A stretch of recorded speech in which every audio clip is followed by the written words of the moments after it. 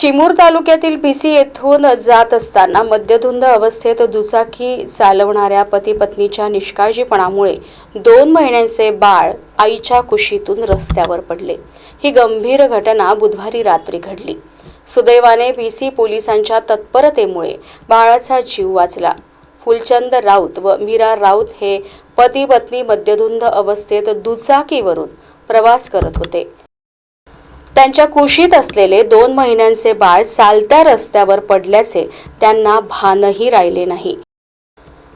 पुढे सुमारे 700 मीटर अंतरावर दुचाकी घसरून पडल्याने हे दाम्पत्य तेथेच पडून राहिले। दरम्यान राष्ट्रीय महामार्गावरून जाणाऱ्या नागरिकांच्या निदर्शनास ही घटना येताच त्यांनी तात्काळ पोलिसांना माहिती दिली। माहिती मिळताच भिसी येथील पोलिसांनी घटनास्थळी धाव घेऊन रस्त्यावर पडलेल्या बाळाला तात्काळ भिसी ग्रामीण रुग्णालयात दाखल केले। तेथे वैद्यकीय अधिकारी डॉक्टर चैताली कावळे तसेच आरोग्य सेविका संचिता निमसरकार व जे.टी. धानके यांनी तातडीने उपचार सुरू केले। वेळेत उपचार मिळाल्याने बाळाची प्रकृती स्थिर असल्याचे समजते।